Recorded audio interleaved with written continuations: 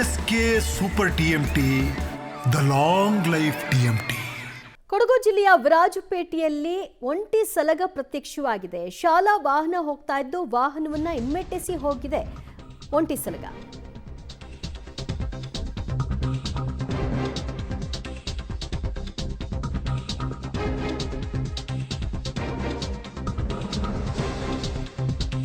ಕೊಡಗು ಜಿಲ್ಲೆಯ ವಿರಾಜಪೇಟೆಯಲ್ಲಿ ಒಂಟಿ ಸಲಗ ಪ್ರತ್ಯಕ್ಷವಾಗಿದ್ದು ಶಾಲಾ ವಾಹನ ಹೋಗ್ತಾ ಇತ್ತು, ಆ ವಾಹನವನ್ನು ಅಟ್ಟಾಡಿಸಿಕೊಂಡು ಹೋಗಿದೆ.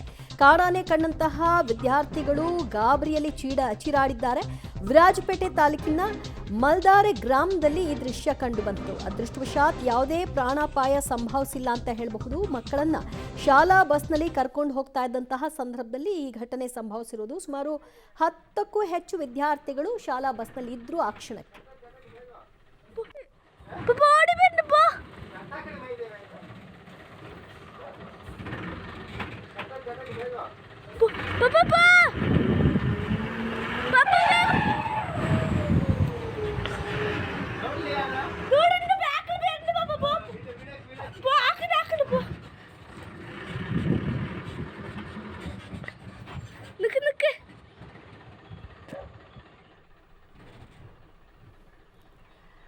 ಆ ಮಾರ್ಗವಾಗಿ ಶಾಲಾ ಬಸ್ ಹೋಗ್ತಾ ಇರುತ್ತೆ. ಆ ರಸ್ತೆಯಲ್ಲೇ ನಿಂತಿದ್ದಂತಹ ಒಂಟಿ ಸಲಗ ಆ ವಾಹನ ನಿಂತಿದ್ದನ್ನು ಗಮನಿಸಿ ಅಟ್ಟಾಡಿಸ್ಕೊಂಡು ಹೋಗುತ್ತೆ. ಕೆಲ ದೂರ ಆ ವಾಹನವನ್ನು ಓಡಿಸ್ಕೊಂಡು ಹೋದವರು ಮತ್ತೆ ಆ ಸೈಡ್ಗೆ ಹೋಗ್ತಿದ್ದ ಹಾಗೆ ನಿಲ್ಲಿಸಿ ಅದನ್ನು ನೋಡ್ತಾರೆ.